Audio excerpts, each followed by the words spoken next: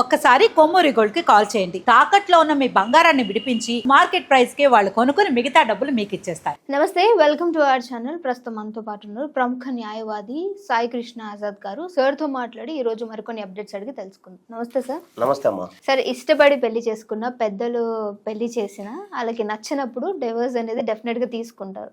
So ఇప్పుడు తీసుకునేటప్పుడు వీళ్ళకి ఏమైనా ప్రాసెస్ ఉంటుంది? ఎలా అయితే పెళ్లి చేసుకునేటప్పుడు ప్రాసెస్ ఉంటుంది పెద్దల సమక్షంలో, అలానే డైవర్స్ కూడా ప్రాసెస్ ఉంటుందా, లేదంటే ఇద్దరు వెళ్ళి కోర్టుకి వెళ్ళి మ్యూచువల్ గా తీసేసుకోవడానికి ఉంటుందా? అంటే రెండు రకాల పద్ధతి అండి. చాలా మందికి ముఖ్యంగా ఈ ఫ్యామిలీలలో ఎలా ఉంటుందంటే డైవర్స్, నాకు మా దగ్గర క్లయింట్లు వస్తుంటారు, వచ్చి సార్ మా ఆవిడ డైవర్స్ ఇవ్వనంటాం సార్ అంటాడు.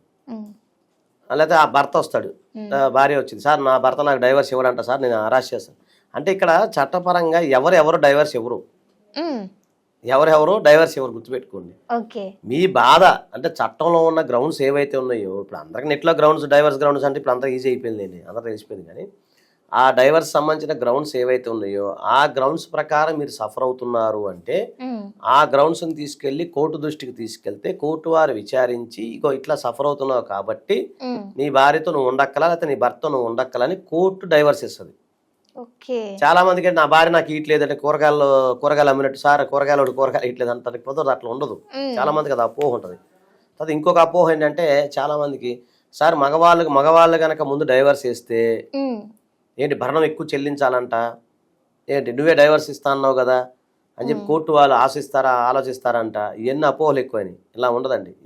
ఎవరైనా సఫరర్ ఎవరైతే ఉన్నారో సఫరర్స్ మొత్తం కూడా మీరు ఆటోమేటిక్గా మీరు డైవర్స్ వేసుకోవచ్చు. ఇప్పుడు ఉదాహరణకి ఒక మహిళ, అంటే ఇక్కడ మహిళా పురుషుడు అనేది మాట్లాడద్దు, మామూలుగా చెప్తున్నా, ఒక ఎనీ స్పౌజ్ వ్యభిచారం చేస్తూ ఉంది, వేరే వాళ్ళతో అక్రమ సంబంధం అబ్బాయి కానీ అమ్మాయి కానీ పెట్టుకున్నారు, ఇద్దరు మాట్లాడుకుందాం మనం. పెట్టుకునే సమయంలో అప్పుడు ఆ అమ్మాయి ఏదైతే ఉందో వేరే వాళ్ళతో అక్రమ సంబంధాలు పెట్టుకుని ఇతని దగ్గర ఎవిడెన్స్లు అన్నీ ఉన్నాయి, వాట్సాప్ చాటింగ్ వీడియోస్ అన్నీ ఉన్నాయి. అప్పుడు ఎవరు వెళ్తారు కోర్టుకి? అమ్మాయి వెళ్తుందా అబ్బాయి వెళ్తాడా?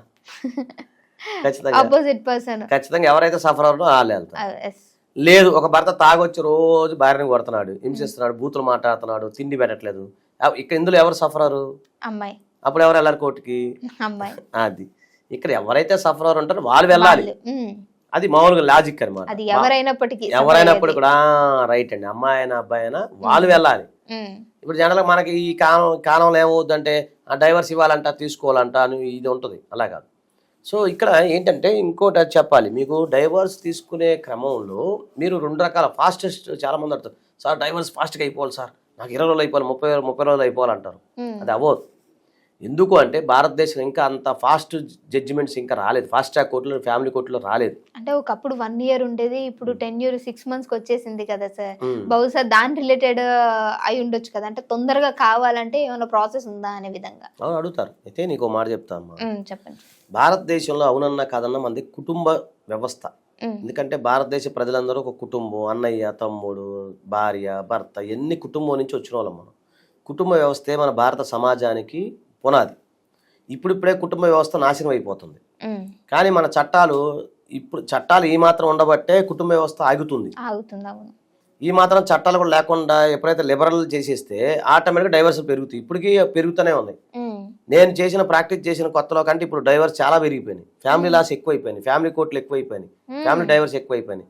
ఇప్పుడు అంతెందుకు మా చిన్నప్పుడు ఎవరన్నా జనరల్గా చెప్తున్నాను, ఎవరన్నా డైవర్స్ తీసుకుంటే అమ్మో వాళ్ళు డైవర్స్ తీసుకున్నారంట, అమ్మో విడిపోయారంట అనేది ఉండేది. ఇప్పుడు కామన్ అయిపోయింది. Divorce common. 2వ పెళ్లి అంటే కామన్, 3వ పెళ్లి అంటే కూడా కామనే అయిపోయినాయి. ఇప్పుడు 4వ పెళ్లి కేసులు చేస్తున్నాం మేము. 4వ పెళ్లి డైవర్స్ కేసు ఫైల్ చేస్తున్నాను నేను మొన్న. చెప్తున్నా, సీరియస్ గానే చెప్తున్నా. అట్లా ఉంది పరిస్థితి. ఇంకా నేను ఏమంటున్నానంటే ఇక్కడ మీరు ఆలోచించండి, ఎవరైనా సరే ఇదివరకు అంత ఓపిక సహనము ప్రజల్లో లేదు. ఫస్ట్ ఆఫ్ ఆల్ మనం తినే ఫుడ్ కానీ ఉన్న వాతావరణం కానీ స్ట్రెస్ఫుల్ జాబ్ కానీ ఏంటి, ఇదివరకు ఏంటంటే పొద్దున్న లేచేవాళ్ళు పొలం పని చేసుకుని ఇంటికి వచ్చి మొదలు తిని పడుకునేవాళ్ళు. అట్లా లేదు. ఈ మధ్య ఫోన్ కాల్స్ వల్ల, ఫోన్ కమ్యూనికేషన్ వల్ల, అలాగే సోషల్ మీడియా ప్రభావం వల్ల ఎవరెవరో తెలియని వ్యక్తితో కూడా చాటింగ్ చేసుకోవచ్చు. ఎవరెవరితో తెలియని వ్యక్తిలో కూడా ఇల్లీగల్ రిలేషన్షిప్ పెరిగిపోతుంది. ఎన్నో దీనికి సంబంధించి డేటింగ్ యాప్లు వచ్చినాయి. టెండర్ అని ఆ పేర్లు మనం చెప్పకూడదు, రకరకాల పేర్లు వచ్చేసినాయి. దీనిలో డేటింగ్ సైడ్లు అవ్వటం చేయడం ఇవన్నీ అయిపోతున్నాయి. కాబట్టి ఇవన్నీ ఎలా ఉందంటే ఫాస్టెస్ట్ జనరేషన్ ఇప్పుడు అయిపోయింది. ఇదివరకులా కుటుంబ వ్యవస్థ అది లేదు.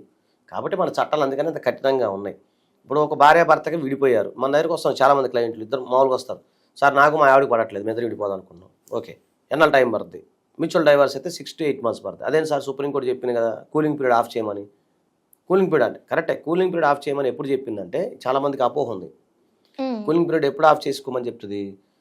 ఏదైనా సరే ఎమర్జెన్సీ ఉంటే కూలింగ్ పీరియడ్ అప్లిఫ్ట్ చేయమని చెప్పింది కోర్టు. అంతేగాని అలా కాకుండా కూలింగ్ పీరియడ్ ఉంది అని చెప్పి టక్కని తీసుకోవడానికి లేదు, అలా లేదు మన భారతదేశంలో. అది కొద్దిగా కష్టమవుతుంది మరి దానివల్ల.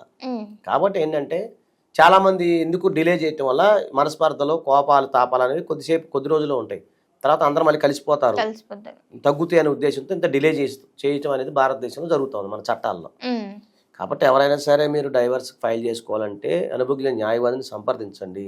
తర్వాత ఒకవేళ మీకు సంబంధించిన క్రూయాలిటీకి సంబంధించిన, ఇప్పుడు నెట్లో కొడితే మీకు 1,90,000 వ్యభిచారం, నేరం అని, లాలాటరీ అని, రినౌన్స్ ద వర్డ్ అని, సన్యాసం తీసుకున్నాం అని, అక్రమ కేసుల్లో ఉండటము, బ్యాస్టిలిటీ ఉండటం, రేప్ కేసులో శిక్ష పడటము, ఏంటి క్రూయాలిటీగా ఉండటం, క్రూయాలిటీలో 100 జడ్జిమెంట్లు ఉన్నాయి. ఇవన్నీ మీకు అనుభవజ్ఞ న్యాయవాది సరిపోతుంది.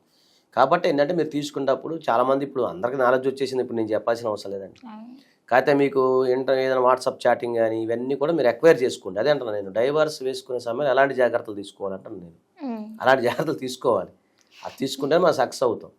అలాగనే వేగ్గా మనం పిటిషన్ వేసామనుకోండి చాలా ఇబ్బంది అవుతుంది చట్టంలో. కాబట్టి ఏంటంటే మీరు డైవర్స్ పొందాలి అంటే ముందుగా అమికబుల్గా, ప్రేమపూర్వకంగా డైవర్స్ పొందడానికి మీరు ప్రయత్నం చేసుకోండి. ఓకేనండి, ప్రయత్నం చేసుకున్న సందర్భంలో అమికబుల్గా, ప్రేమపూర్వకంగా డైవర్స్ ఓకే ఇదని చేసుకున్న తర్వాత సక్సెస్ అయ్యారనుకోండి, అందరితో తొందరగా అయిపోద్ది మీకు. అలా కానప్పుడు కంటెస్ట్ డైవర్స్కి మీరు వెళ్ళిపోండి. సో కంటెస్ట్ డైవర్స్కి వెళ్ళినప్పుడు కొంత టైం అయితే పడుతుంది. దానికి లాయర్ ఏం చేయలేరు, జడ్జి ఏం చేయలేరు, మన లీగల్ ప్రొసీజర్స్ ఆ విధంగా ఉన్నాయి. కాబట్టి ఇందులో ఎవరినే బ్లేమ్ చేయొద్దు, మీరు ఓపికతో ఉంటే ఆటోమేటిక్గా డైవర్స్ అనేవి వస్తాయి. Thank you sir. Thank you.